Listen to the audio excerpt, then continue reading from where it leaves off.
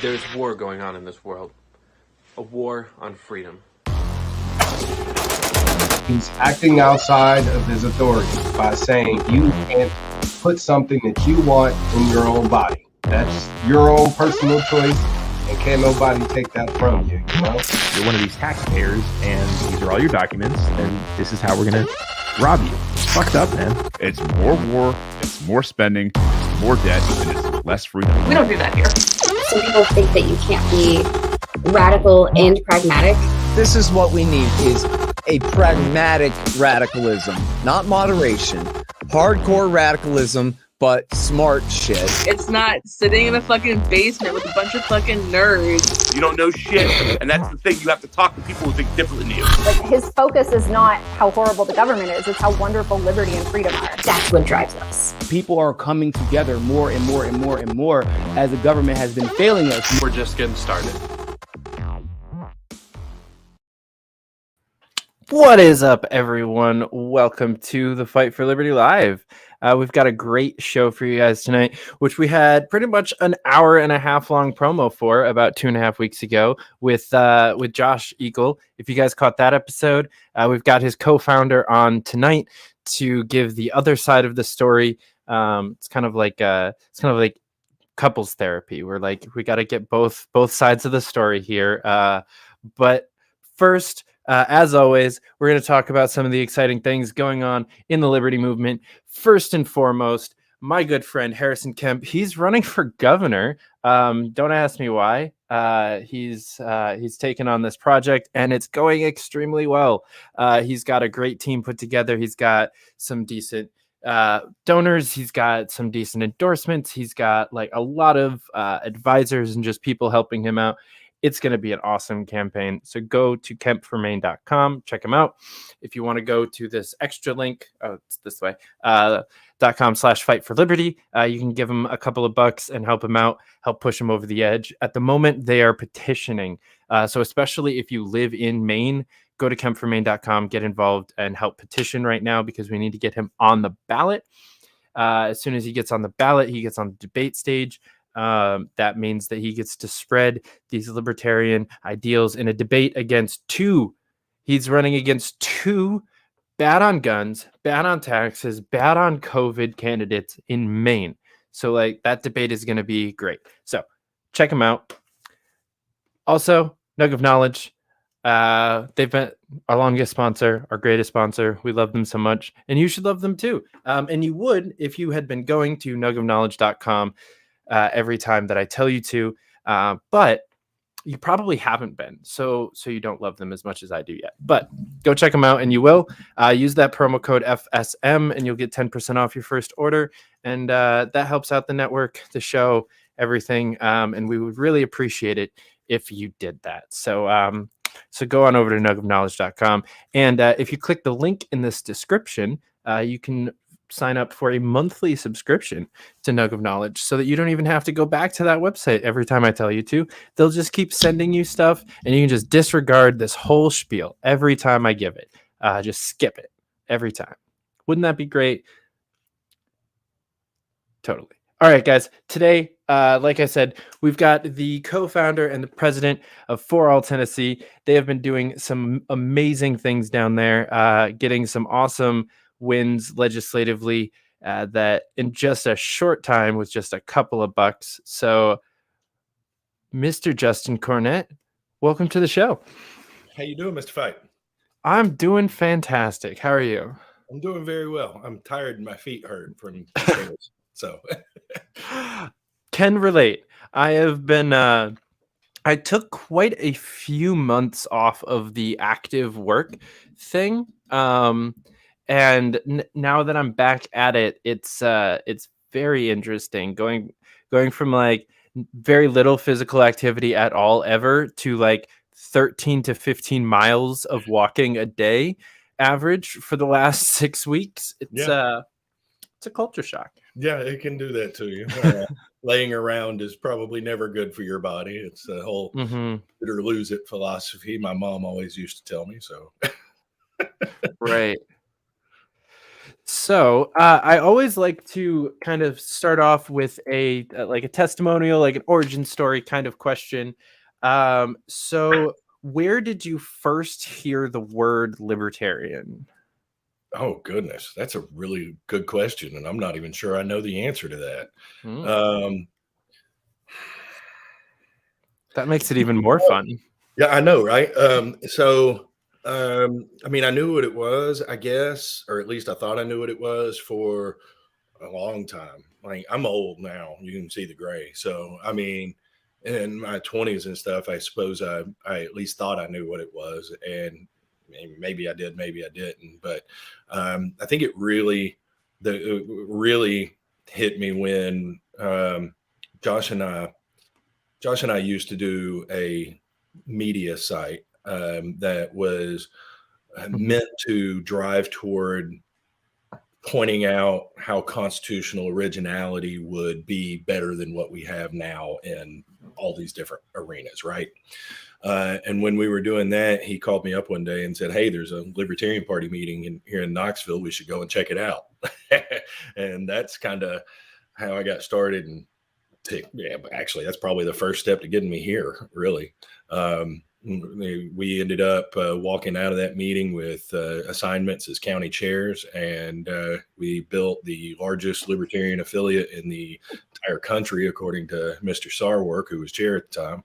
And we sat 60 to 80 people in every single one of our monthly meetings. And we used to have lots of local candidates that would just come through our meetings so they could shake hands, because it was literally bigger than any political meeting that was held in Knox County, which is the 4th largest county in the state. So, or 3rd largest county in the state, one of the two, 3rd or 4th, Knoxville, Chattanooga. I'm not sure which is bigger at any rate.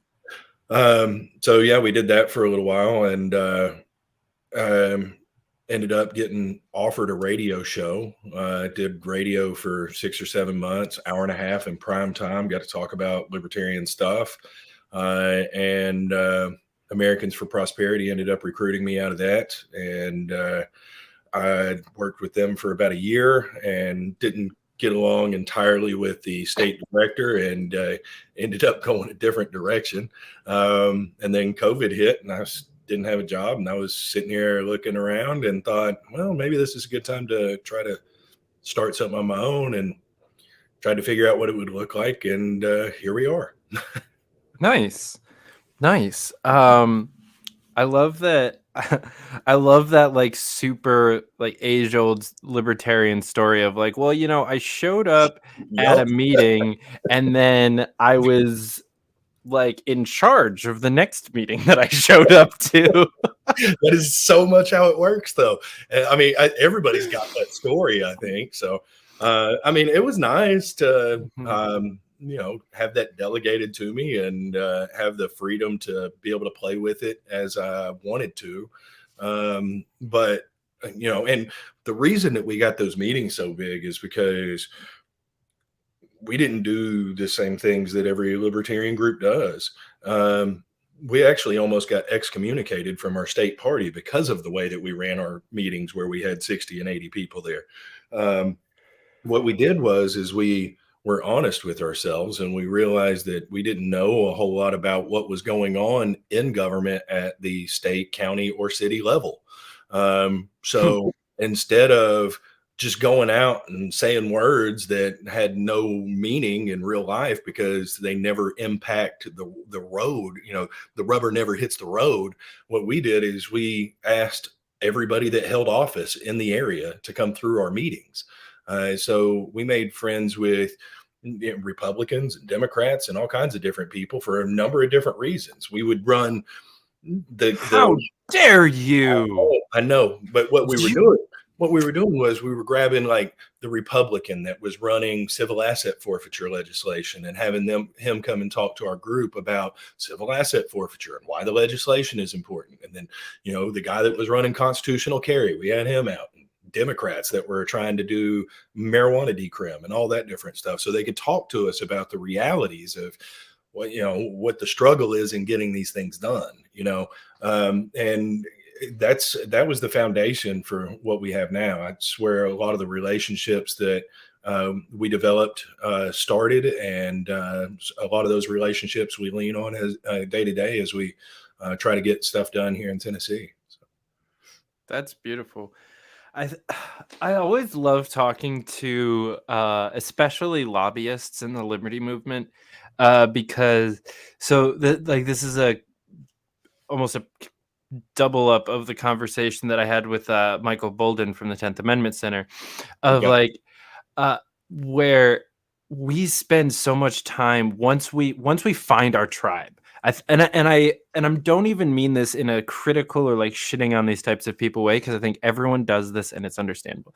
But when you find the tribe, you get really excited and you echo chamber yourself, and you get really involved in the liberty movement and in the Libertarian Party, and you forget how much of a minority we are, and then we argue about bullshit. And like, this is such like an age-old thing about, you know, libertarians arguing when we agree on everything, but it's really like, it really smacks you in the face when you talk to the kinds of people who are like working with war criminals and like horrible people in various governments on various levels, just to like get things done. And the thing is, everyone that I know that's working with war criminals and like terrorists and like, by our definition, like all of these horrible people, all of you guys are making people's lives better in a more substantial way than any of the people who are arguing over the minutia are. And it's just such a drastic difference. Yeah, I mean, the thing is the philosophy in the LP is generally spot on. You know, I mean, don't hit people, don't take their stuff. It's really not that complicated. But the thing is saying those words doesn't change the way the world operates right now. And there is a system in place that you have to participate in if you want to change the system. Now, you can go out and try to break it from the outside. That's one thing, but you're not doing that. Just sitting here saying, but don't hit people and don't take their stuff. And everybody that doesn't think that is a bad person. You're not accomplishing anything, no matter how right you might be with your words. So, the idea has got to be, and it always has been in America, that people get together and work to preserve their liberties and their freedoms. And the problem that we see, or the problem that has manifested in our society today, is the fact that we have surrendered our agency to our representatives instead of trying to hold them accountable. And they are using that power that we surrendered to them in their own interest instead of ours. It's really as simple as that.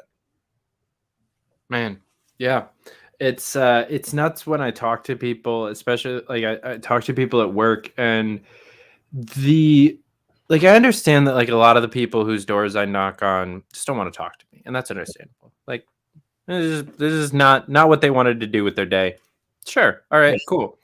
But there are some of these people are saying these things, like, so a lot of times when I hear these kinds of rejections, I assume that, but some of them I can tell are being genuine, and they say things like, "Oh, I haven't like read out," because I ask that the question that I ask is always some variation of what is your most important issue, or the most important issues to you that you want to see Republicans focused on in the Texas State House next year.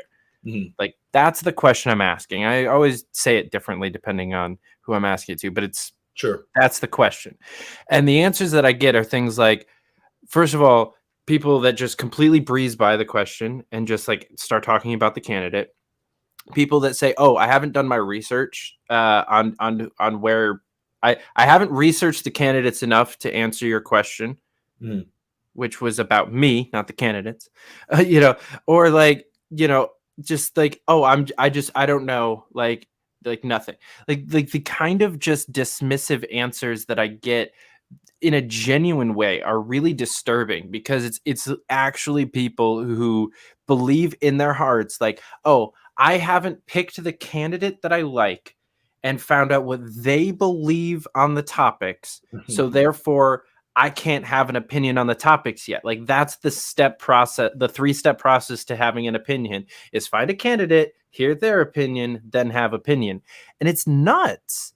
Well, I think that might be because people don't think their opinion actually matters. So the only thing that they have to project politically is the opinion of whatever rep they vote for. So I imagine that's what they're saying when they're telling you that is, I don't know who's got the opinion that's closest to mine yet, so I don't really have a good answer for you. But that's a perfect example of what I'm saying and how we are surrendering our agency and allowing these people to have power that is inherently ours, and they use it again to their advantage as opposed to our advantage. I don't know if you're familiar with it. I might get kicked out of a libertarian, the libertarian world. I'll be declared not a true libertarian. But that's already happened. I know. Go and look at George Washington's farewell address. The guy was basically a prophet, and he wrote 1,000 words probably about factions and parties and how they would destroy this country. And it's because when they have that power, they use it to their advantage. And we are the ones that we're the actual store of the power. And we just have to realize that it's ours to wield and not, we don't have to give it to them to wield. And that's kind of what the organization is trying to do. I mean, we don't care about what politician we're talking to, what their background is, if they're good guys or bad guys, Democrats, Republican, whatever. It does not matter to us who sits in that seat. All that matters to us is that we can get the constituents in their district to light their phone and their email up and move them in the direction that we need them to move. Fuck yeah. And I'll tack on a little fun fact just to get me even more excommunicated than you. Washington was a prophet there, but the wordsmith that made that one of the most beautiful writings to ever exist in politics is Alexander fucking Hamilton, and it's one of that's one of the greatest things I think that's ever been written in American politics is that farewell address. It's brilliant. The work that those two put into that, it turned out amazing. People ask me what books they should read and stuff like that. And the dirty little secret is I'm so adamantly against echo chambers that I try not to read other people's ideas because I'm afraid it will infringe my ability to formulate my own ideas. So I'm not exactly incredibly well read. But my recommendation, I have 3 things that I recommend to everybody, and they are Locke, Second Treatise, because that's how governments come to be and how they progress and how they ultimately die. The Law by Frederick Bastiat, because that's how the law is supposed to be used, and George Washington's farewell address, because it's basically an instruction manual for the people on how to work the Constitution.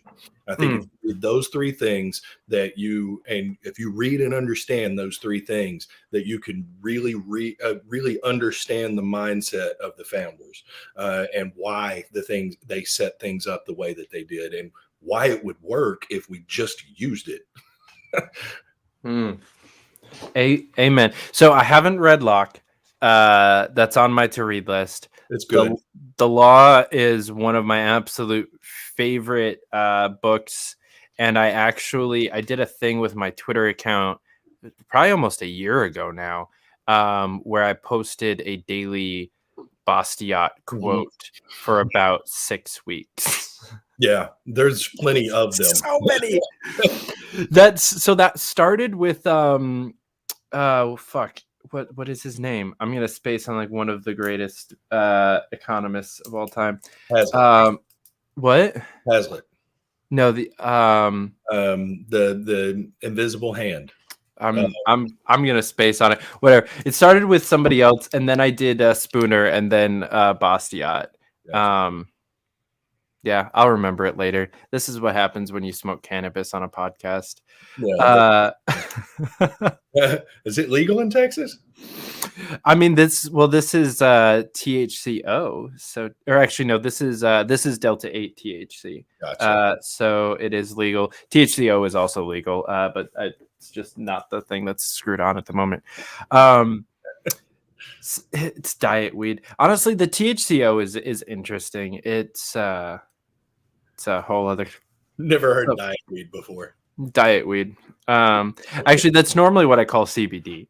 Or it's like a hemp-based product like that, because it's basically what it is, and it's great. Like, I'm a huge fan of the fact that we have diet weed for the people that don't actually want to get stoned, but need weed in their lives for like all the other things, for whatever purpose they deem it necessary. Right. Former chair of Mississippi used to say, if he wants to rub peanut butter in his eyes to cure his athlete's foot, that should be his business. And I entirely agree. Whatever floats your goat. So you kind of mentioned this, but a little bit glossed over it. Where did you really get the idea and the possibility to make political work a full-time thing that like you actually launched into a career? Well, the career, that's good. That is funny. You got jokes. So hey, you're wearing a shirt with a logo for a thing that you created. Like that's something that like 4% of the world has ever been able to say. Yeah, well, I mean, at this point, I've spent a lot of my own money to try to get this off the ground and haven't made any money off of it yet. Technically, actually, I'm legally in the state of Tennessee not a lobbyist because I'm not getting paid, but I do lobby all day, every day. But the idea, well, like I say, I left AFP and I'd been with them for a little while. COVID hit. We were looking at, I was the chair of the state LP legislative committee. And I had been working ballot access and a couple other policies. It was fun. Well, I mean, we got to try to do something, right? We ain't winning elections.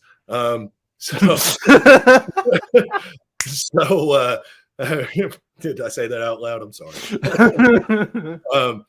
At any rate, so we were getting ready to go back into session last year. It was in the fall last year, maybe like September area, October. I started thinking about this, and I was going to go back and work ballot access on the Hill again, and civil asset forfeiture and a couple other things on the Hill. And I was going to be doing it for free. And I was just like, man, it'd be nice if I could get paid to do this. And then I was like, well, I bet I could get the Libertarian Party to donate some money toward legislation that's trying to fix ballot access. And then I was like, well, if I could get them to donate money to that, why would I stop at ballot access? Why not do a handful of other things and try to get something that Democrats and Republicans might want to donate to as well? And then the natural next thing was, if I'm going to do more than one issue, why not just let them pick the issues? So then it became a question of, how do we frame the issues to make sure that we give them bumpers that we agree with? And here we are. So now we have an organization where people that give us money get to steer the ship, as long as the policies they want done are freedom, liberty related. The mission statement says empower people, because that's what Democrats want to hear, and that's how Democrats hear liberty, and limit government, because that's how Republicans hear liberty. And we just try to build a consensus on these things, and whatever the people want us to do is what we do.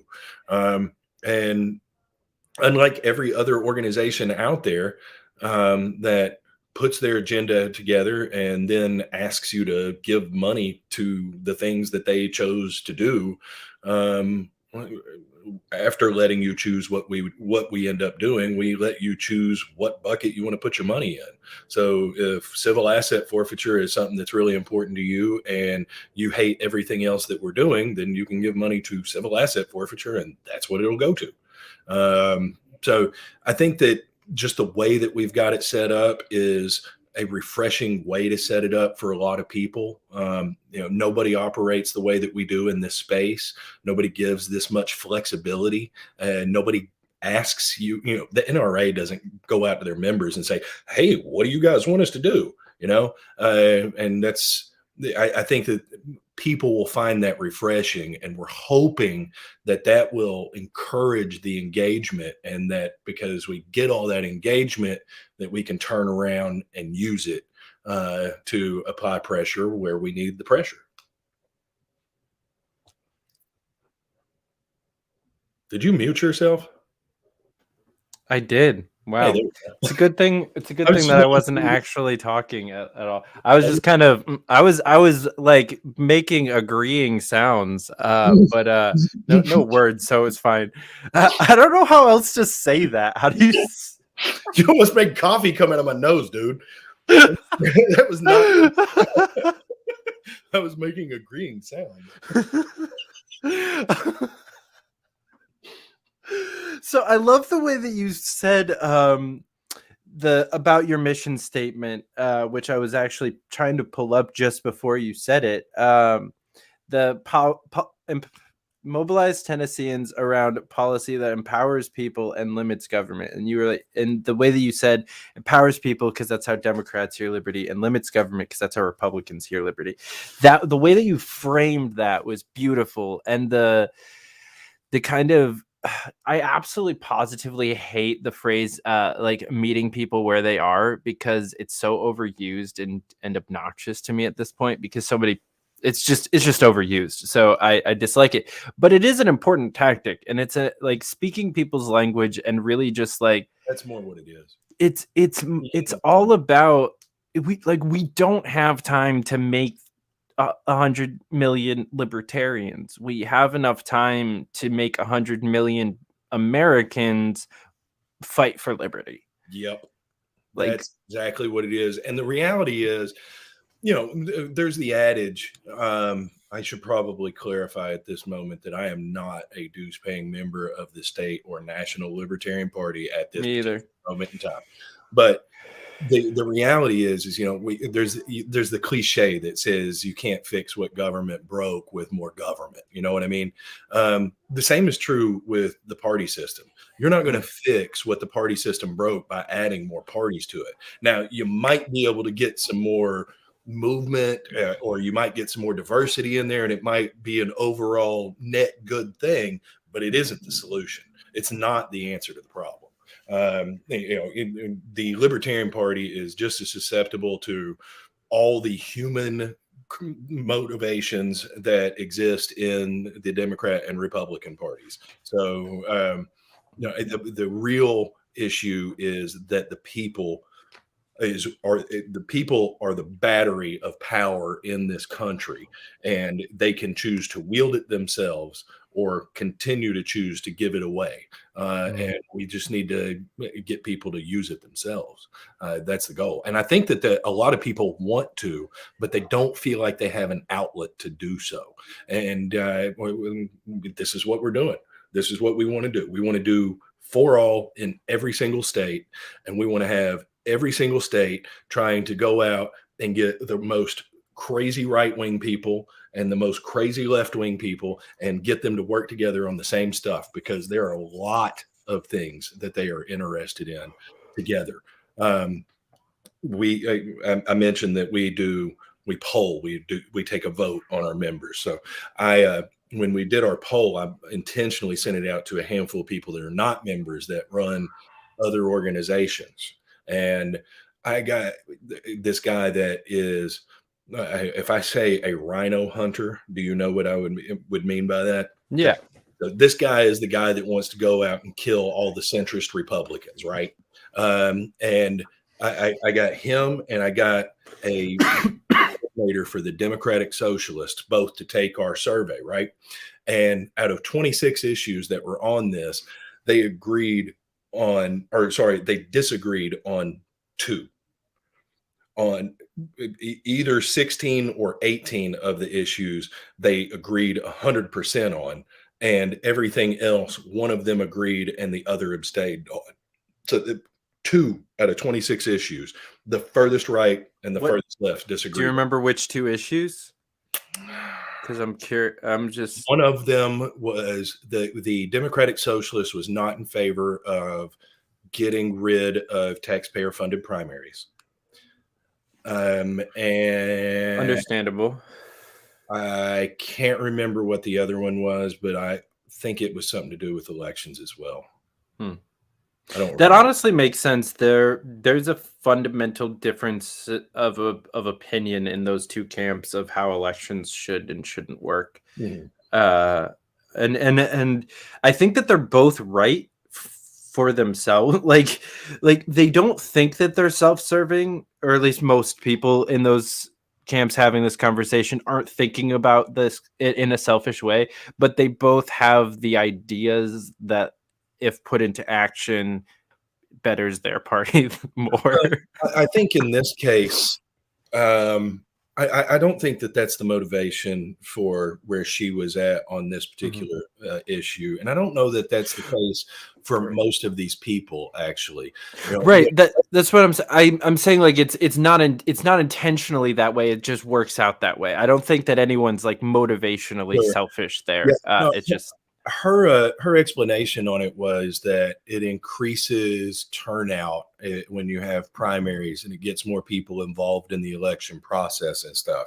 And that's fair, and that's probably true in the system that exists currently, but there, getting rid of that would have a certain impact on how elections and how the state operates, and that's kind of what I was trying to push to her. So I feel like she was looking at, well, the situation as it exists now, the problem is people don't have enough say, and we would be limiting their say by not having a primary. And that's a totally fine argument, but at the same time, you're going to end up getting them more say in the end, which is the argument that I was making. And I think she kind of bid on it, but it's like you said, it's really speaking the language, because everybody's got, you can't say CAF, for example, to a lot of people because they don't know what the heck it is, or civil asset forfeiture, or civil forfeiture, or any of that stuff, because they don't know it exists. So it's like a completely foreign language to them. And there's so many things that are like that. So it is, I mean, I feel like it was like sophomore or maybe 8th grade English, where they were telling you when you're writing papers, you need to consider your audience and make sure that you're tailoring your pitch to the person and the language that person needs to hear. And that's how we should be all day, every day, in every interaction in our life. But no, we want to be stubborn and pretend that we're the most important person on the whole planet. And because of that, we end up isolated and hating each other. Yep. Man, I knew that this was going to be a fun episode, but you're just like you're hitting all of my favorite points. So to your point about civil asset forfeiture, though, so you mentioned civil asset forfeiture and rhino hunters, and so I'm going to tell 2 very short work stories. The first one really sad, and the other one really happy. So I met a rhino hunter at the door the other day who literally said to me, and I quote, we need to get rid of all of the rhinos that are in the state house. The people that want to be Republicans and independent thinkers need to go away for right now. We don't have time for that. That is an exact quote. This is what this dude said to me. I was like, yeah, that's awful. Shit. Well, I mean, we live in a 2-party system where both parties clamor for the death and destruction of the other party, which would leave us with a 1-party system, which historically is a very bad thing. But nonetheless, this is what we want. So, yeah. But the other story so black pill, we'll go hit the white pill. I had a guy who I had to help him with some of the actual words. But he knew civil asset forfeiture, eminent domain, qualified immunity, and what was the other one? There was one other term that he dropped. All like like knew about all of them, was talking about all of them, was like fired up about all of them, and I'm like, holy shit. You're like an actually informed voter. There are a few of them out there. You exist. I actually invited him to the LP Texas convention. Like, I dropped the entirety of the working as a Republican act that I play at most people's doors, and I was just like, hey, so like, do you know who Spike Cohen is? You should look him up and like follow him on Twitter or Facebook or whatever you use. And I know that your convention is coming up, and he'll be speaking along with some other people that I'm good friends with. Like, you should definitely go. Here's the website. Like, I was like, be a libertarian, bro. Get the fuck out of the Republican Party. For sure. And I just a side note, this world would be a much better place if it was full of Spike Cohens. Oh my God. In every way, not just politically, in every way. It would be more entertaining. It would be safer. There would be more liberty. It would be wonderful. I wonder if it would get boring if everyone was that fucking weird though? Would you just get desensitized to the weird? Of course. And you would actually end up like craving someone like Joe Jorgensen to just come in and be blander than burnt toast left out for a week and a half. Poor Joe. I love her to death, but yeah, no, I mean, variety is the spice of life, right? Exactly. I mean, there's truth to that for sure. I mean, nobody wants to. I think if you ate the best smoked prime rib every day of your life, you would still get sick of it. Mm-hmm. For sure. But while we're on this, like a little bit loving on the LP, but mostly shitting on the LP kick, I want to talk about kind of the like directly address the dichotomy of what the amount of work that you were able to do with and the amount of hurdles that you had to jump and the amount of accomplishments you've been able to make in contrast between For All Tennessee and being the legislative director in the LP. Because something that I'm very passionate about is the fact that too many people try to do too many things through the Libertarian Party. Mm-hmm. And I consider, like, if someone asks me what is the purpose of the Libertarian Party, my answer has always been, or for a while now has been, it is the unfortunate subset of the liberty movement where we have to jump through the most hurdles and file the most paperwork and follow the most bylaws and jump through the most bureaucracy of any piece of the liberty movement so that we can get people elected. Yeah, that's it. Everything else should be done somewhere else. And like, you've been able to do a lot more. And I kind of want like firsthand experience why that's so. Yeah, and in Tennessee, that election thing is a much bigger deal than in a lot of other states, because here you have to have 56,082 signatures to get the new party on the ballot, which is currently the fifth highest number in the country. But so the conversations that I have with reps now versus then are actually pretty similar. The big difference is the ability to get partners to come and help out with these pieces and to share the workload with you.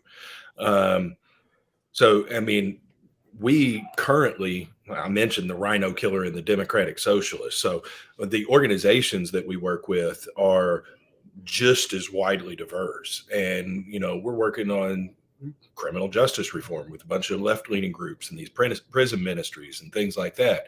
And we're doing civil asset forfeiture, and we've got Americans for Prosperity and Institute for Justice involved. And, you know, I've talked to Cato on cryptocurrency and all kinds of different stuff, but there are more partners available, and many hands make light work. So that's the biggest advantage I've found to it, is simply not branding yourself. You know what I'm saying?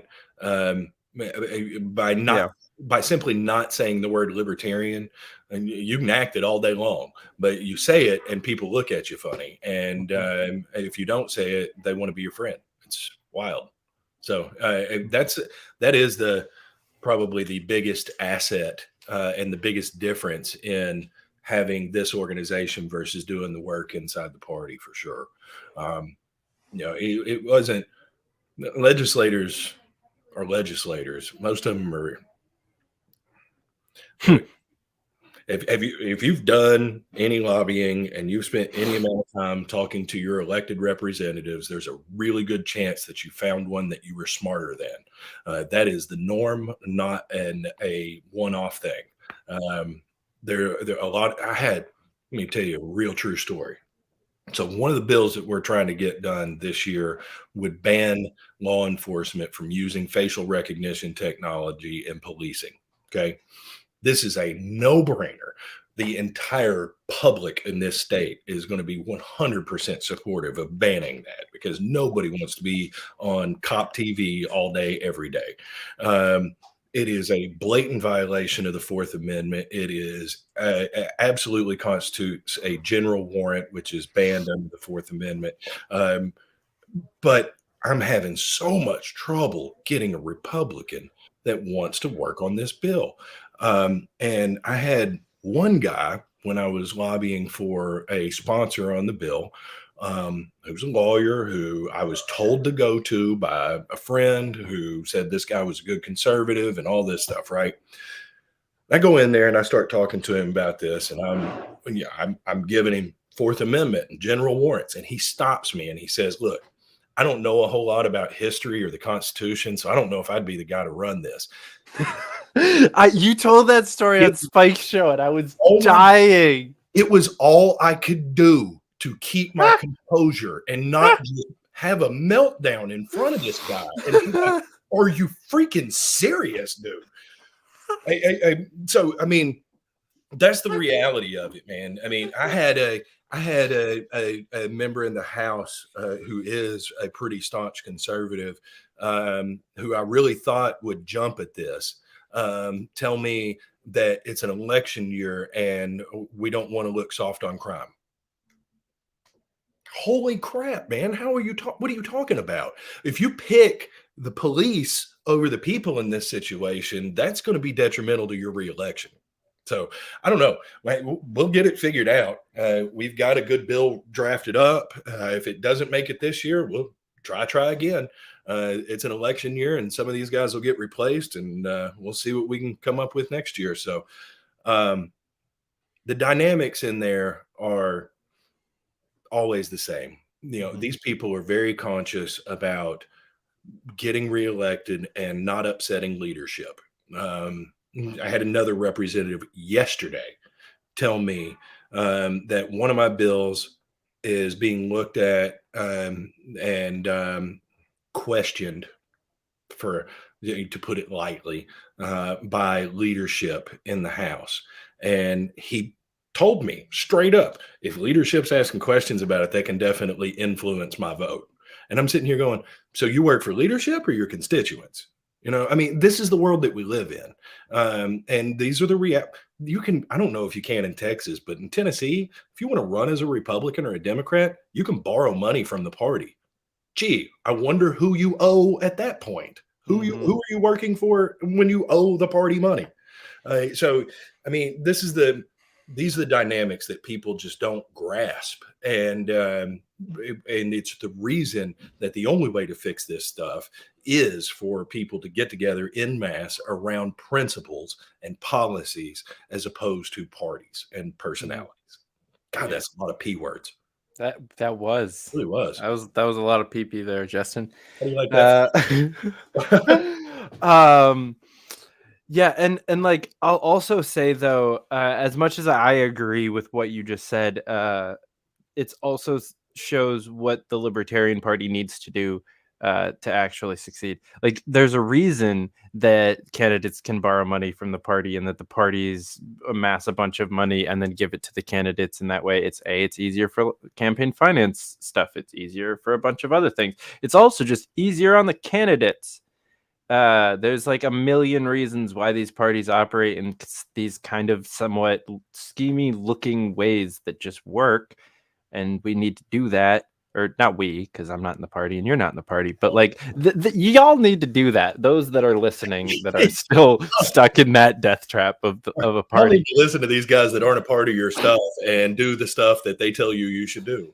Well, so the thing, my personal view on the Libertarian Party at this point is that like I'm not going to put my time and energy into building it necessarily, but I need it to exist and to still continue to grow and to be performing well for any of what I wanted to do to be worth anything. Right. Like we can get a bunch of legislative change. We can raise up a bunch of activists. We can do a bunch of things, but I still do want the Libertarian Party to exist and to succeed and to win some elections and, you know, start moving the needle back in the opposite direction. I want to be able to point to candidates who are running on a principled platform, not a pandering one. But it's just not what I'm going to be doing. Right. Well, I mean, I'm with you. I hope that the LP has all kinds of success because, I mean, to an extent, it matters who gets elected, but we can't pretend that, you know who Glenn Jacobs is.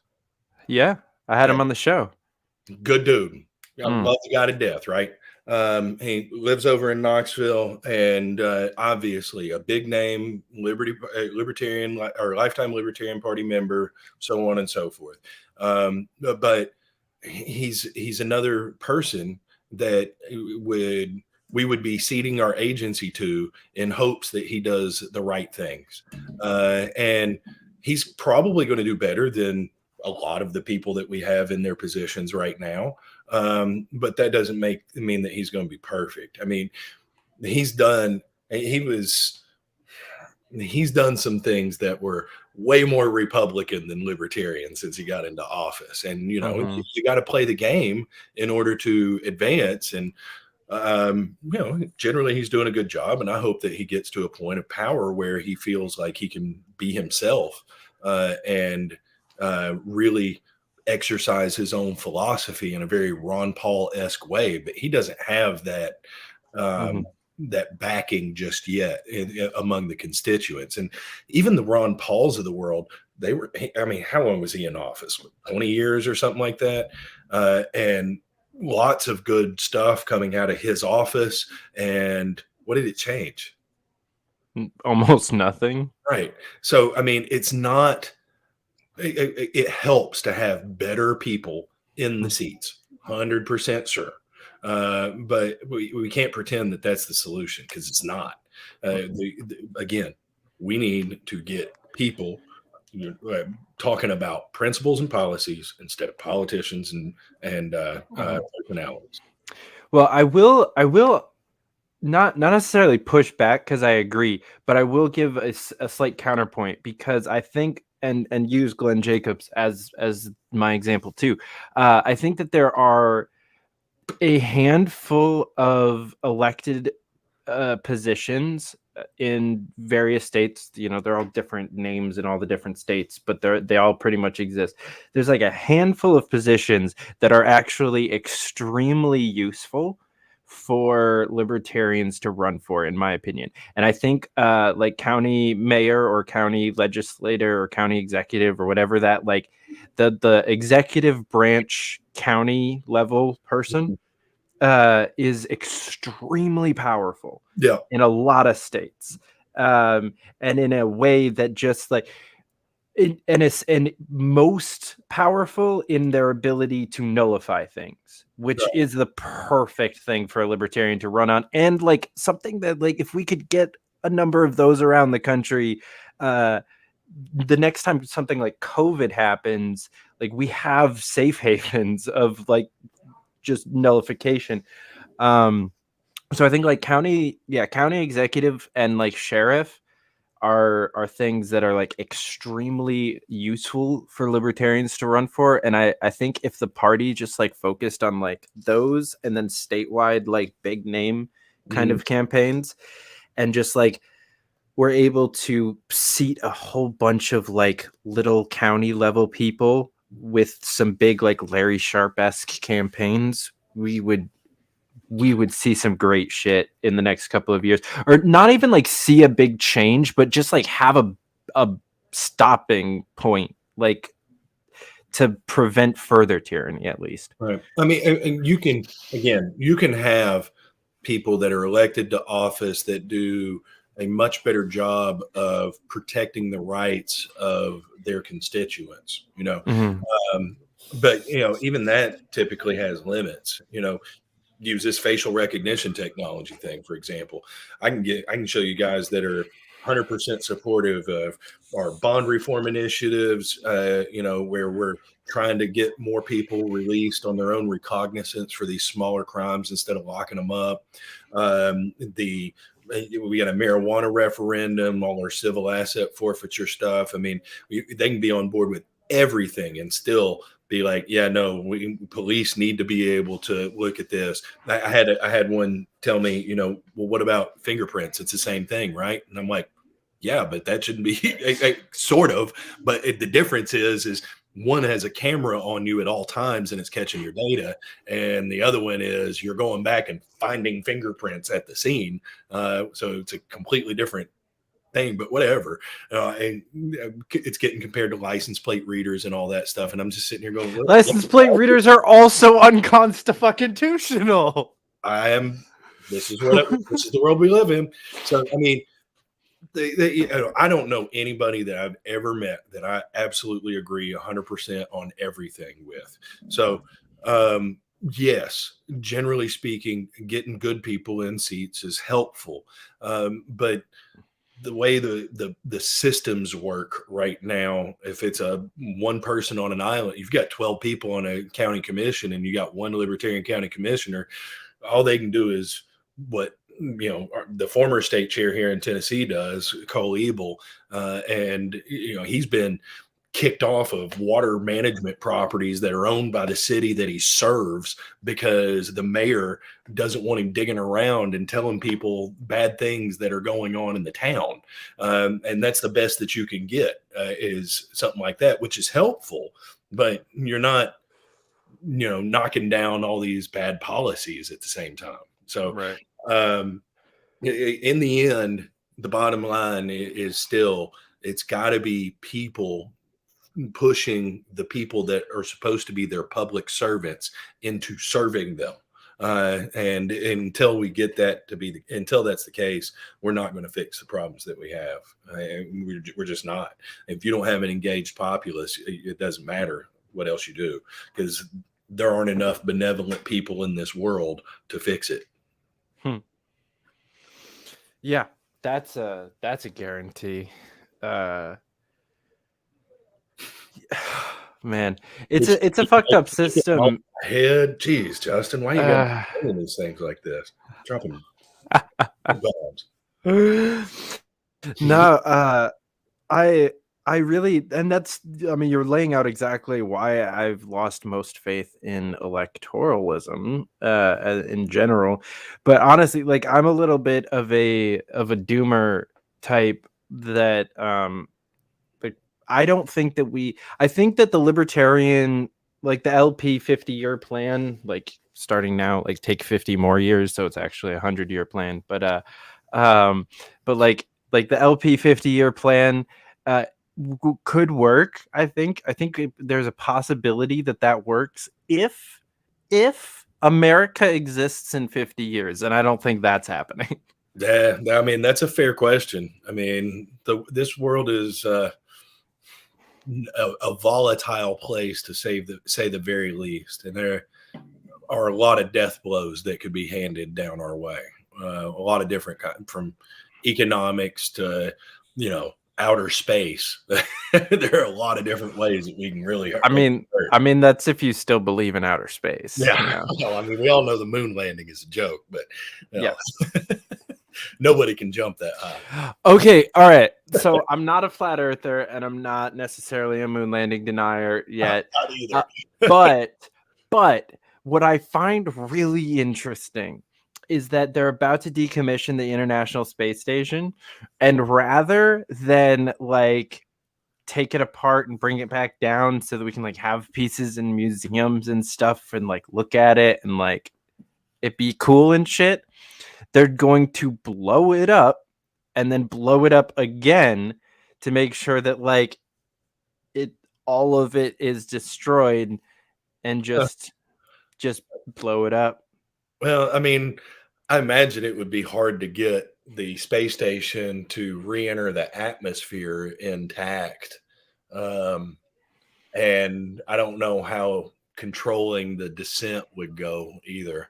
I have no idea, but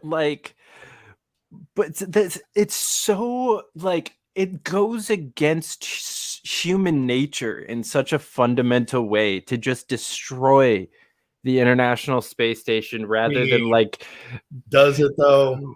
Oh, yes, because like human nature is like take pictures of everything and then build gigantic buildings where we put up those pictures and look at them, and like Look, museums are so like ingrained in our nature, I believe. I would argue that the central tenet of the United States culture is commercialism and the idea that everything is disposable. And but not the first and only International Space Station. I'm just saying, man. You know what? All right, fair enough. Fair enough. That's a good point. You make a good point there. I don't know. It's still a little bit weird. I find it interesting. It makes me. It only makes me want to audit NASA even more. Like the space station doesn't actually exist, because you can see that with the naked eye. I mean, can you? Yeah, you can.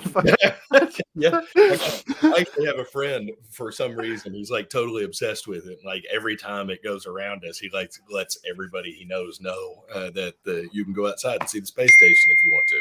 So yeah, it's a thing. I don't know. The government is really bad about wasting things and starting from scratch because the new contractor paid. So there could be 1.5 million different motivations for why, but I don't know why they don't leave it there and try to add to it and improve on it and make it something bigger than it is or whatever. Sell it.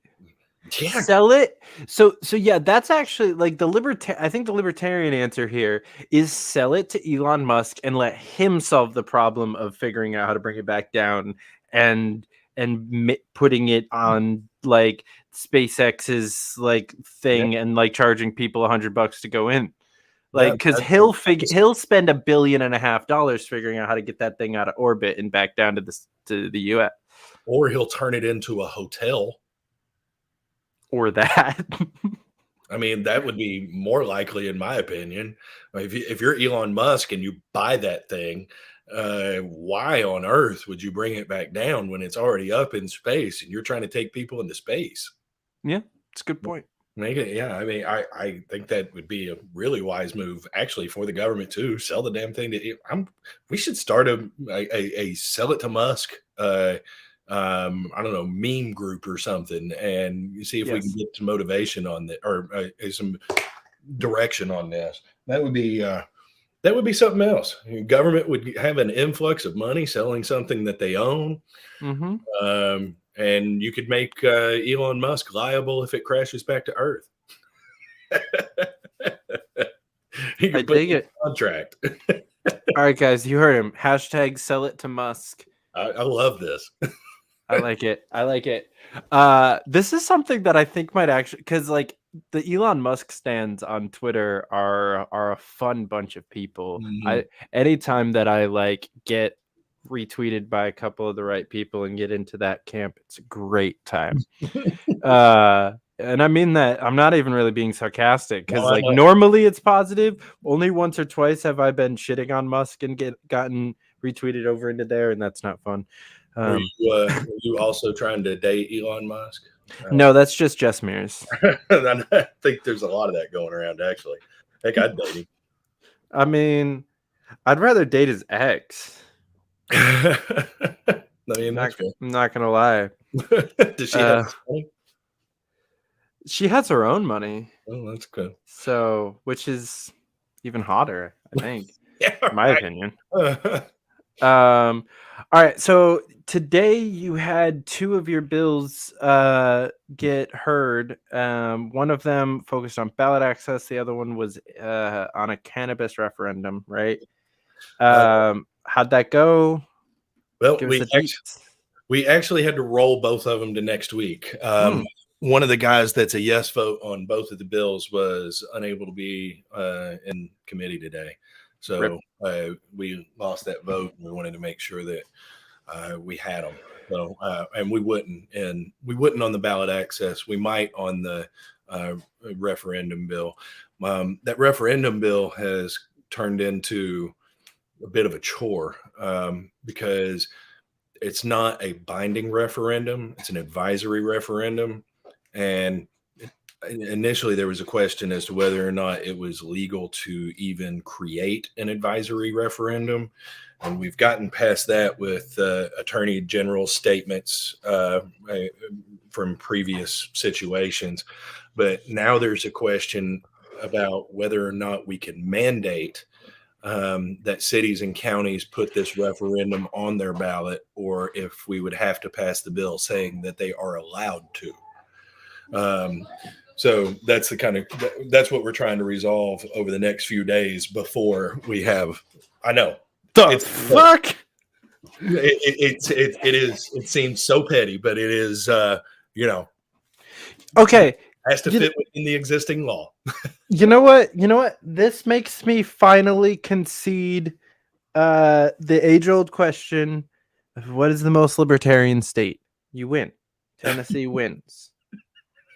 Why is that? It wins because you are so libertarian that you won't allow the state to mandate that these cities and towns put things on their ballot. How dare you try to make let the state mandate the counties to have to do so? This is the kind of shit we put up with in the LP. Right. So you win. You are the most libertarian state by far, because I could not imagine that argument actually going over in any other state. Most states would be like, oh yeah, of course we can just tell them what to do. Fuck yeah. Right. But like, no, you guys win.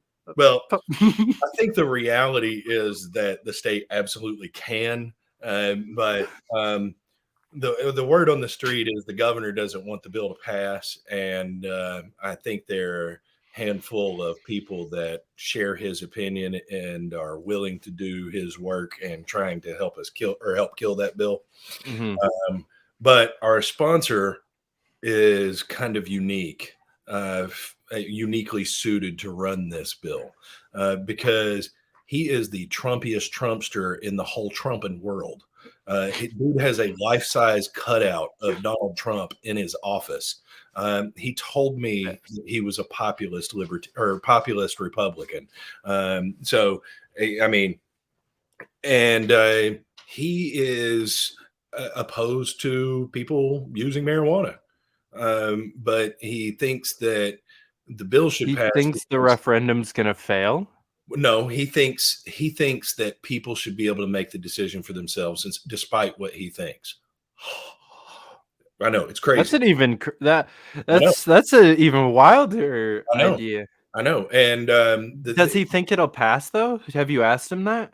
Well, I've counted the votes. I've counted the votes in the subcommittee. And no, I mean like the referendum. Does he think that like Tennessee would be on board and pass it? Oh yeah, he knows it would. Okay, fair enough. It would, because he runs polls in his own district, and he ran a poll years back in his district, thinking that it would be opposed, and it was like 75 or 70% in favor.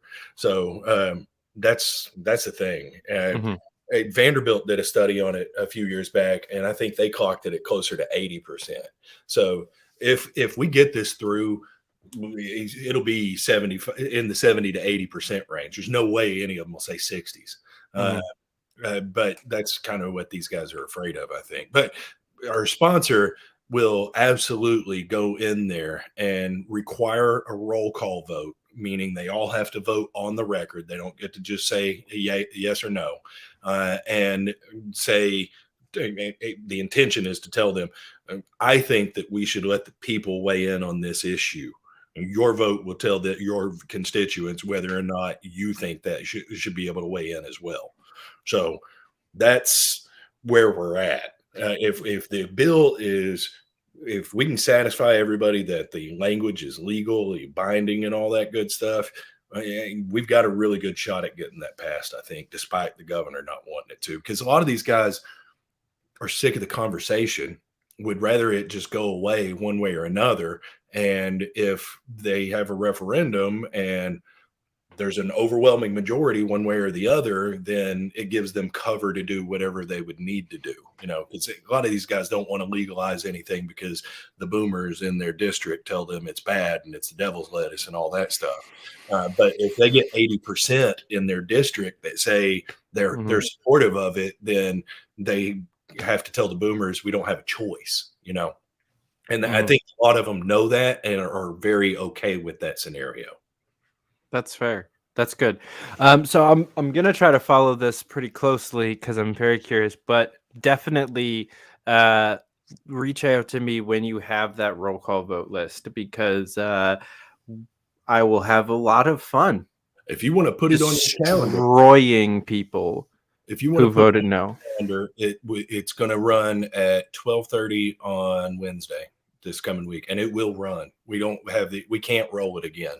So is that like for the full house or just or is that the committee? Subcommittee. When would it go to the house? So if it's going, fastest it would get there is subcommittee this week, full committee next week, and floor week after. Okay. Yeah, because when there's the full like house roll call, I'm just gonna make a shit list. I already have a shit list that existed on my website before it got deleted off the face of the earth erroneously. That's a long story. I still don't even fully understand how I did it. It's gone. But where I used to have a shit list of various elected officials who have done really fucked up things, whether it's voting against cannabis legalization or getting caught insider trading on COVID information before public even knew that COVID was a thing. Was the guy from California from a few years back. I want to say his name was something like John Woo. I don't know if that's right, but it was something like that. And he was a federal House of Representatives and was running all this gun control regulation. And then he got popped for gun trafficking. That's beautiful. Yeah. I hadn't heard that story, but he should be. But yeah, I will.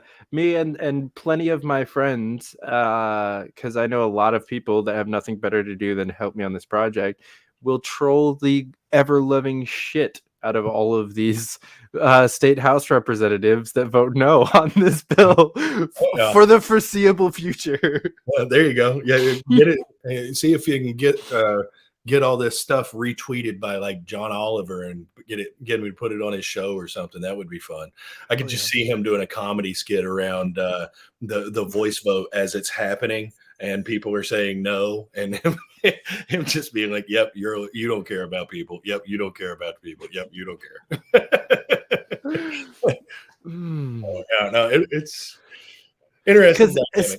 Especially the way that this works, because so not only can we can take like 4 or 5 different angles to destroy these people, which I'm being like completely serious about, by the way. I want to help do this because like Tennessee has a lot of potential, and I think this is a real like clear and defining bill because of how it works. The fact that it's just a referendum and even a non-binding referendum. So all it is like, do you want to know what the people have to say about this issue, and then figure it out next year? Maybe. That's what it is. It's all it is. Yeah. It is the most accurate poll that you can possibly take on an issue before doing something legislatively with it. That's all it is. And so our sponsor, if I may, makes the point too that the state can use tax dollars to pay for surveys to poll the public on lots of different things. So why can't we just put it on the ballot? It's the same thing. And it's a legitimate question. So we'll see how this one shakes out. Like I say, he's bulldog, so he'll fight for the bill. I just hope that we aren't in a situation where the committee would like for him to amend the bill to say that they would have permission to put the referendum on the ballot, and him say, no, I'm not going to amend it, and that's why it dies. That's you have statewide ballots this year, right? Like you have a statewide election, governor's election this year, right? So that's what it would go on, is the governor ballot. See, if they were like New York wouldn't let you do this in an odd year, like at all, because there is no statewide ballot, so the state isn't doing anything. Like the state board of election basically takes every other year off, right? So you couldn't do a referendum even if you wanted to. That I understand, but like there's already people are dumb. Like you say, it's just a question of whether or not they mandate it or if they have to simply allow it. That's all it is. So I don't know. It'll be interesting to see how it is. I just hope my sponsor isn't unwilling to budge if the will of the committee would like to have him amend it. That's my fear of getting it killed in sub. So, that would be obnoxious. But we'd bring it back next year. So there we go. And we can still troll the ever-loving shit out of people. You can have all the fun you want to. Just don't speak for all. I don't want to walk into one of these guys' offices and then be like, oh yeah, we heard David Fite talking about how he learned all this stuff from you, and now he won't leave us the F alone. That's the last thing I need. We had an issue with the ballot access bill last year where we totally got robbed. We had the votes, and it was a voice vote, and the chairman called the vote for the nays. And there wasn't anything we could do. We took in writing, I took in writing into that guy's office statements from the guys that voted in favor of the bill on our committee or on that committee, and he was animated in his effort to explain how little he cared what a bunch of libertarians thought. Because when we posted the video and told everybody what happened, we didn't tell the guy he was a jerk or call him any names or say he was in the wrong or anything like that. We literally said, this is what happened. The chairman said that he would not be working against us on this bill. So if we take him at his word, he made a mistake. I mean, that's the way that we were wording it. But we got 250,000 touches on the video, and his office got blown up.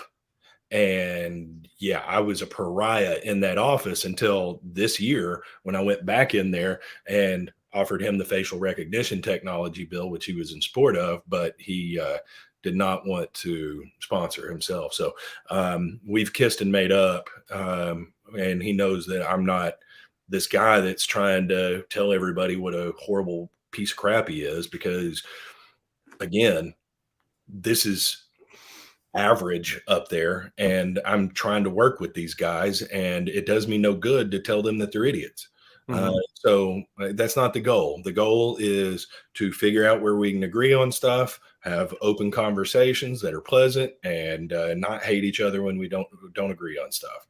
And I think these guys, a lot of these guys are starting to understand that with me. And I think that that's going to be incredibly advantageous.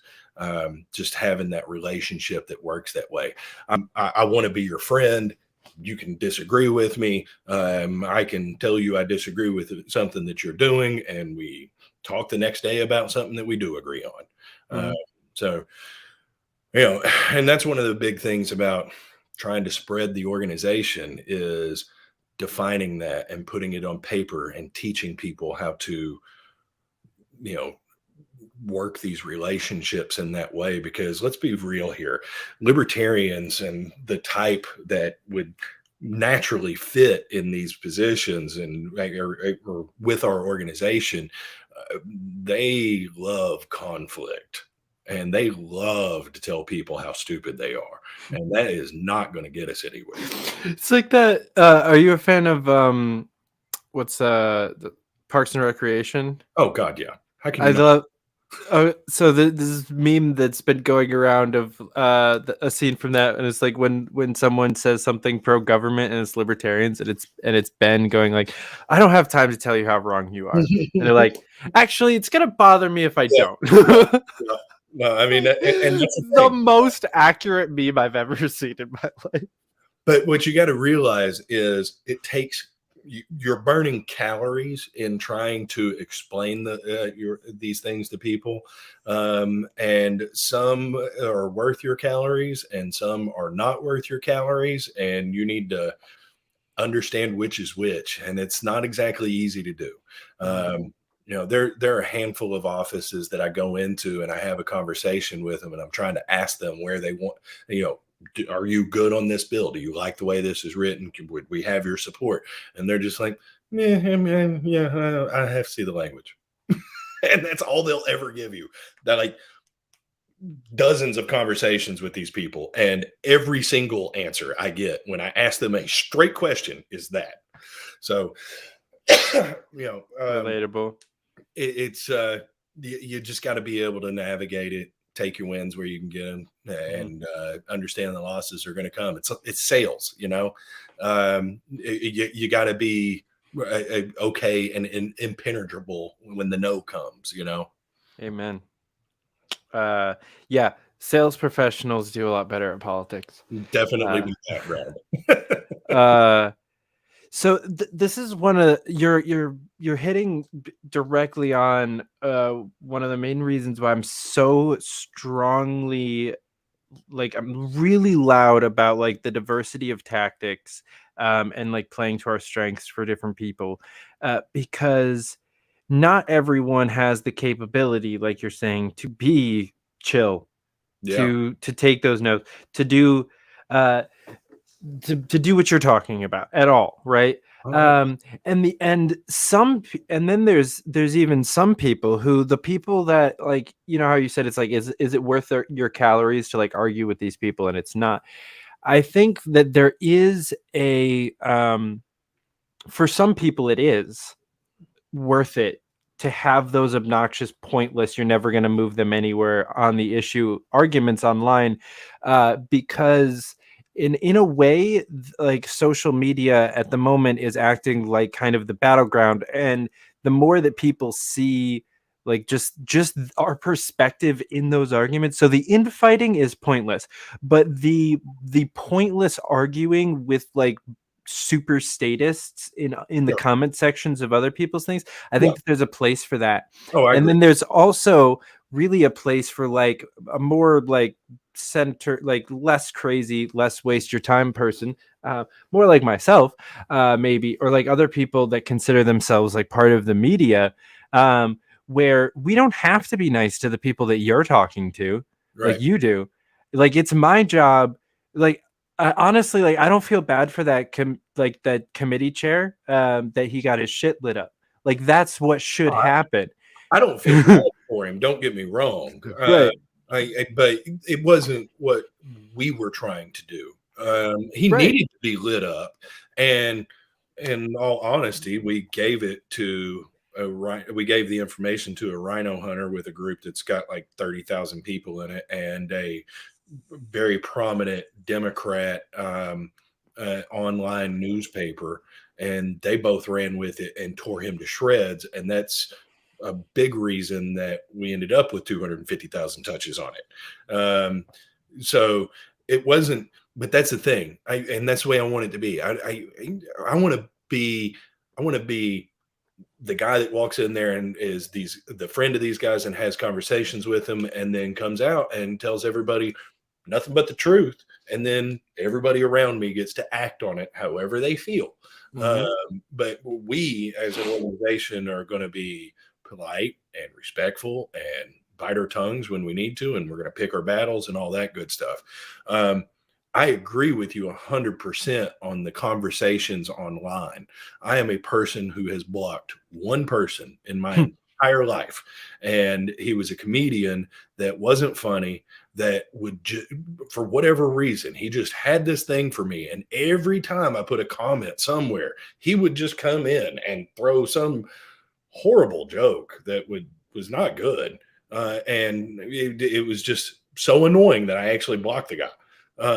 But you worried me there for a second when you started off with like a comedian that isn't funny. I thought you were about to say Dave Smith. No, it's some guy that's local here in Tennessee. Honestly, I can't even remember his name. I thought that's where you were going with that, and I was like, "Oh shit!" No.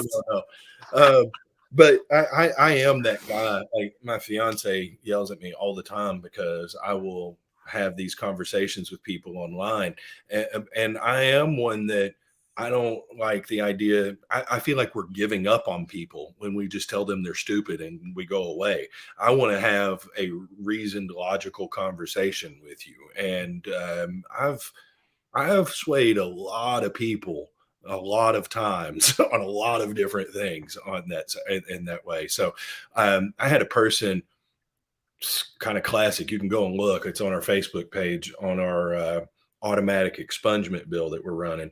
But somebody came in and commented that it was, some liberal way to let all the bad guys out just so they could commit more crime and blah, blah, blah. That whole freaking angle, right? So what the bill does, this is classic. What the bill does is, currently in Tennessee, if you're on probation, okay, and you get picked up for some new offense, what happens is you are arrested for this new offense, and then you bond out, and then a couple days later, your probation officer catches wind of the fact that you were arrested, and your probation officer issues a second arrest warrant where they go and pick you up at work, and then you lose your job, and then you have to get on government assistance, and you can't pay your restitution and your fines and all this different stuff, right? So all this bill does, what we wanted to do was say, when you get this new offense, your probation is automatically violated. But Tennessee does not have a unified court system, so the courts don't talk to each other. So the arresting agency doesn't know necessarily if that person's on probation. So it's impossible to violate probation at the time of the new arrest. So what this bill does is say, instead of arresting the person a second time for the violation of probation, just issue a summons to show up at court. As long as it's, minor offenses and all that stuff. That's literally all the bill does, is keep the guy from getting arrested twice in 3 days. That's all it does. And she goes What a novel goddamn fucking idea. Right. So she goes off on this, and I explain all this and tell her that a bail bondsman brought this bill to me because he felt guilty, and I'm explaining the whole scenario, and it's a true story. Bail bondsman really did say, I feel guilty double dipping in this situation. We need to fix this. And that's where the bill came from. Bail bondsman. Right. So at any rate, I'm screenshotting the conversation I'm having with the bail bondsman. So I'm like, this is who you're dealing with. I'm doing nothing but telling you the truth. Okay. And she reads his message and says, oh, well, if we violated probation at the time of the arrest, I'd be totally in favor of that. And I'm sitting here going, oh my God, lady, you cannot violate the person's probation in Tennessee because the courts don't work that way. So the only thing we can do is have the guy issue a summons. And if we do it like that, they're both, in both cases, they're arrested one time. In both cases, they bond out one time. And in both cases, they spend the same amount of time between their arrest, free before they go back to court to face the exact same charges that they would have faced anyway. So it's literally the exact same thing, except for instead of violating it when they're arrested, the guy has to hand them a piece of paper that says show up at court. And she just would not. And I'm just like, okay. I mean, I think everybody in the conversation that looks at this post can see that you're just crazy and you're trying to be contrarian. You're trying to you want the bill to be bad. It's not, but you want it to be, because I don't know. It's just funny. You absolutely can agree.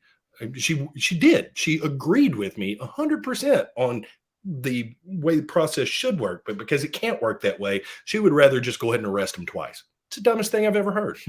Whatever, the conversation went long. I was entirely polite. I thanked her for the opportunity to explain it, because it meant that there were other people that would be able to see the explainer, and they may have had the same questions, all that stuff. And yeah, she was just very rude and stayed that way. And I just was like, okay, I mean, here it is laid out.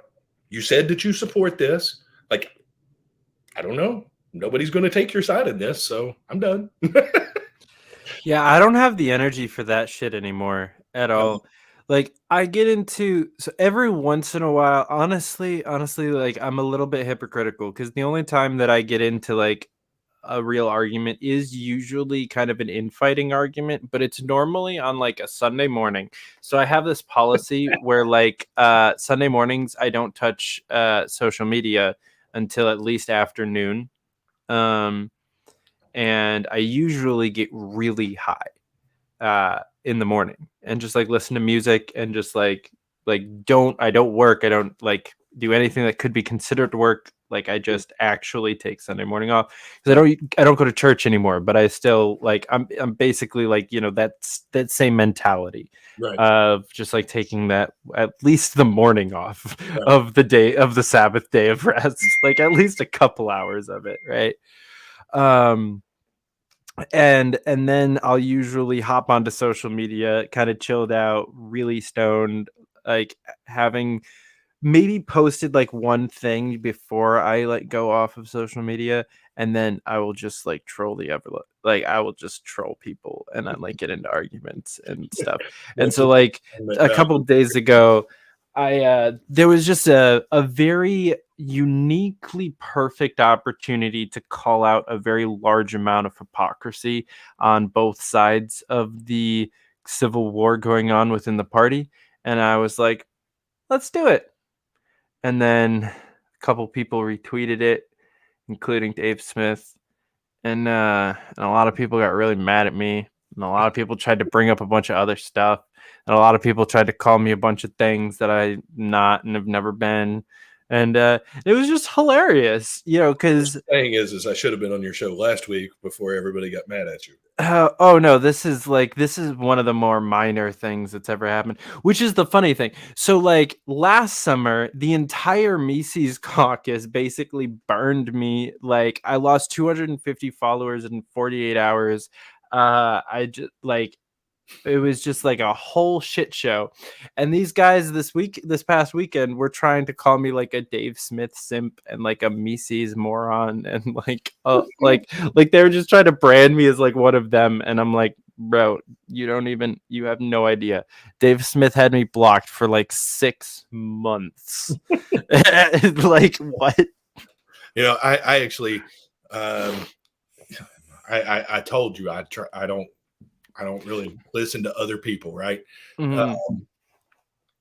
I heard Dave Smith speak in a clip on something that was shared in a Republican group, actually, last week maybe, and that was legitimately the first time I'd ever seen the guy's face or heard his voice. Was it a clip of his Joe Rogan episode? I think so. Yeah, he was just on Rogan last week. So I think that's what it was. I don't remember what the clip was about, but fantastic episode. Yeah. I will say, if anyone is watching this that hasn't listened to Dave Smith, and yourself included, it's a very good like first impression of him. I think it was like 7 or 8 episodes ago on Joe Rogan, and it's quite good.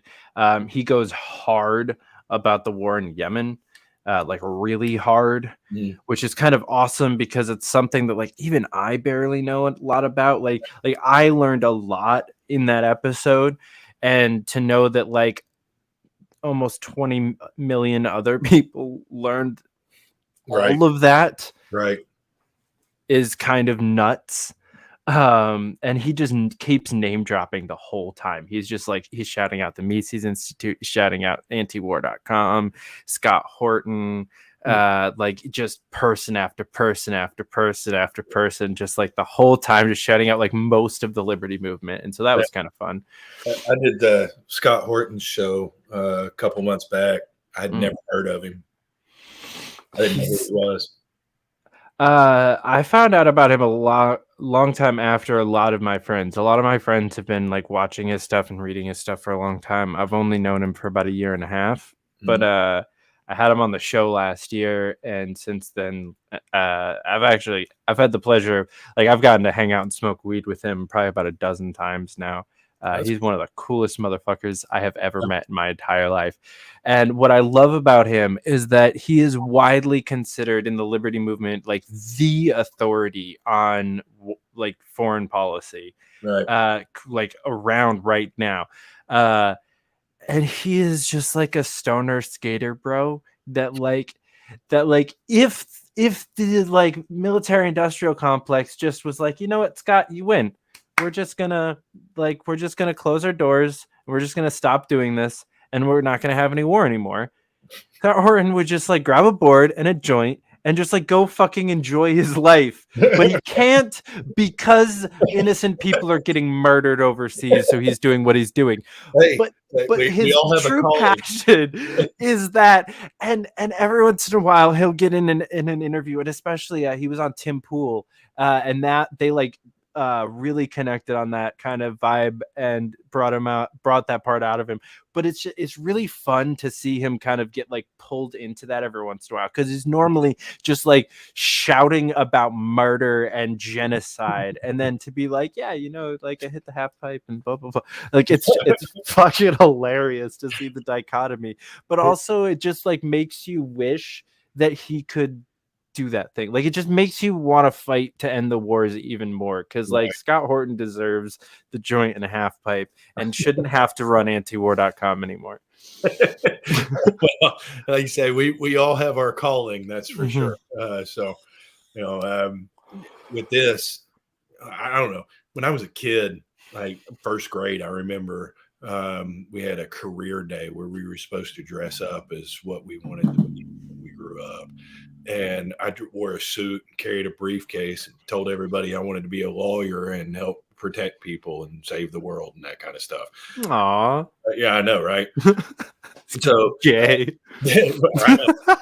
Then reality hit, and I went to UT and University of Tennessee and got drunk and stayed that way until I was about 25 and never finished. And here I am.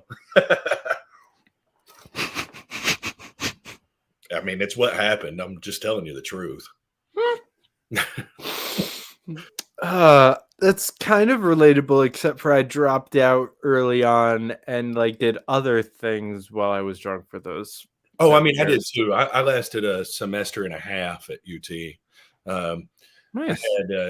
I had all A's and B's my first semester until they figured attendance policy in. And at this point, I failed all but one class. So, but I'm poor people. I was 1 point short of a free ride on my ACT. I was paying for school all by myself, and I opted to stay drunk and do work. And yeah, it was probably not the best decision I've ever made in my life, but whatever. I took the SAT with my first hangover. Yeah, of my entire life. Yeah, I took it with a hangover twice, actually, and ended up with a 30. Needed a 31 for a free ride at UT. Jesus. that hurts. That hurts to hear. Yeah, I had no idea what the fuck I was feeling, because I still really don't get hungover almost ever. So that was like the only hangover that I experienced from like 17 when I started drinking to probably 20 when I started like really drinking.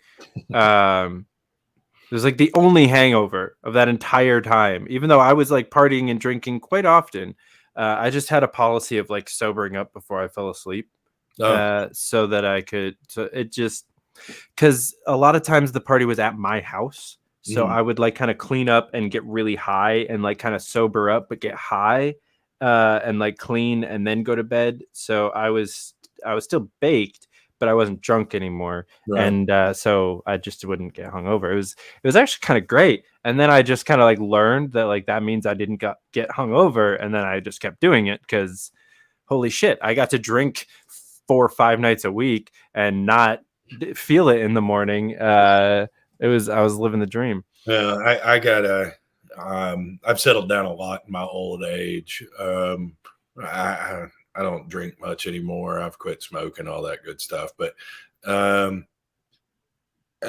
for me, I was working in restaurants. And if you've ever worked in restaurants, especially ones that stay open later, you know it is a completely different lifestyle. And I made some friends with those guys when I went to UT freshman year. I was 18 years old, and they took me to this bar when I was 18 and walked me in and introduced me to the bartender and told me to go behind the bar and pour my own beer. And I had my tab bought by 4 or 5 different bartenders that worked in that place for my 18th, 19th, and 20th birthdays. I got DUIs leaving that place when I was 20 and 21. And yeah, it was bad. I mean, I probably had years where I didn't go more than 4 or 5 days without drinking. So, I mean, it was bad. But like I say, that's long since gone now. I hadn't drank like that in at least a decade. So, but you know, we all find ourselves stumbling down a path, and one day we stand up and we realize where we are, and we have to accept where we're at and keep moving forward. So, Amen. It makes you what you are. Amen to that. Right. Yeah, part of my philosophy at the moment is like, I'm 25. I want to have my shit together by 30, or at least like most of my shit together, in like a lot of ways. But I kind of like have some priorities set in some ways. And so like the fact, like I still smoke cigarettes, kind of on and off, depending on what job I have at the time. I still drink not a whole lot, and I smoke weed pretty much all day, every day. I would like to get all 3 of those, and I consume a ridiculous amount of caffeine in a day, pretty much every day. I would like to get all of those things under control by the time I'm 30. However, that's 5 years away. I am not worried about any of those things. What I'm worried about right now is like my career and the rest of my health, and like multiple other things that are more of priorities. And I'm like running this kind of crazy race where I'm like going all over the country, like doing things for liberty and like interviewing people and like doing all this stuff. And like that induces a lot of stress and a lot of other things, and puts me in a lot of situations where like, nope, I would like some cannabis and some alcohol. And like, if that's what I have to do for the next couple of years to like get in a position where my shit is together and I can like finally get that stuff under control, then that's fine. Yeah. And so anyone that's like, oh, you still smoke cigarettes? It's like, yeah. Yeah. I mean, to each their own. We all have our own vices and ways to deal with things one way or another. I mean, there's an argument that, going and spending 6 hours decompressing playing video games every day is just as detrimental to your life as alcohol or whatever else you might be into. So that amount of time, I'd say, yeah, I would agree. That's way too much. Yeah. So, we and I don't think any of us get it right. We just, try to get what we can, try to make the world a better place. I mean, that's what we're here for. Yeah. And I do firmly believe that our job on this planet is to make life for everyone better, not just ourselves. So, amen. Actually, we're doing a special episode tomorrow morning. It's going to be 9:30 a.m. Central Standard Time with someone who we're going to talk a lot about this exact topic of like that balance, because he is a Norwegian bushman and outdoorsman, and he would probably argue with me calling him this, and I'm going to introduce him as this, and he's probably going to argue with me, but I'm going to call him a modern philosopher. oops. Sorry. Mac and the boss is calling. Oh, fun. But yeah, so he's someone that has, I think, like really way on the other side of that, like balance of like, just taking time for himself and for nature and like for things, and kind of has structured his life to support that instead of like touching that a little bit to like supplement the crazy life that you have, like the rest of us do it. Right. So we're going to talk a lot about that, and I'm really excited. But Justin, before we wrap up, tell everybody how they can find you, how they can find For All Tennessee, how they can get involved, and if someone wants to start a For All their state, what should they do, or like what should they know and do, and then how do they reach out to you? Yeah. So as far as finding us, foralltn.org is the website. Social media, we are For All Tennessee on right. For All Tennessee on Facebook, Twitter, and Instagram. As far as spreading this, yeah, we are incorporated as For All Incorporated.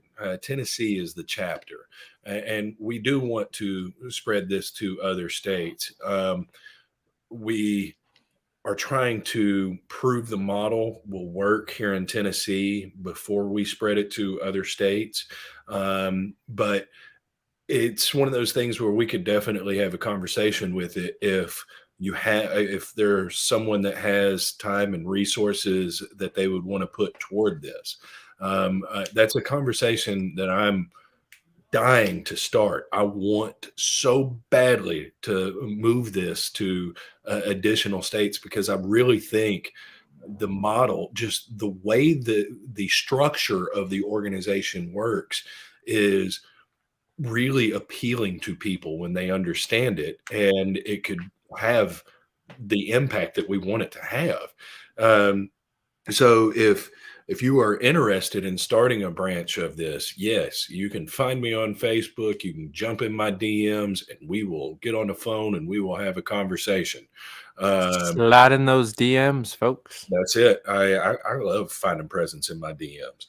But at any rate, careful who you tell that to, bro. I don't know. Jesus. Yeah, that's. We have some weirdos in this party, man. I'm probably gonna regret saying that. Okay, guys. I want so everybody needs to tweet out hashtag sell it to Musk, and then DM right. Justin Cornett a picture of James Weeks from the 2016 convention.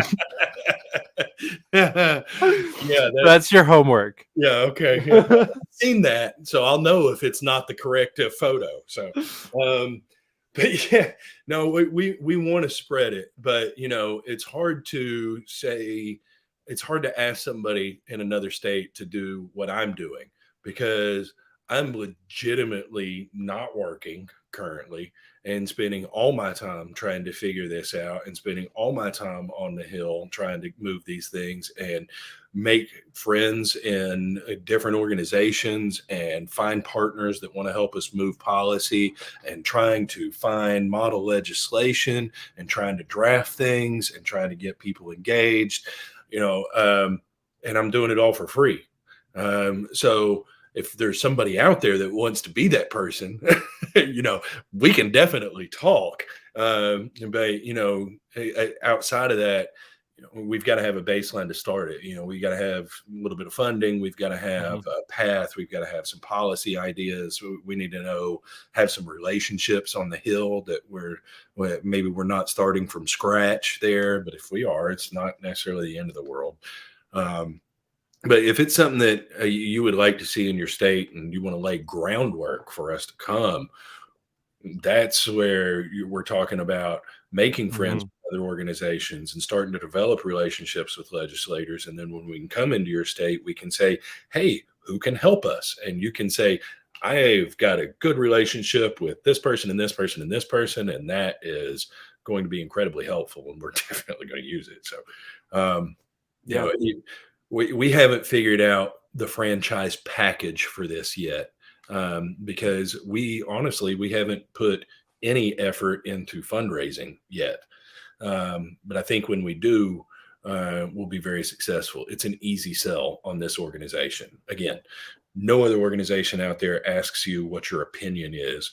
No other organization out there says you vote and we'll obey. And no other organization says you don't have to buy into our whole agenda. You can give your money to the pieces that you do agree with.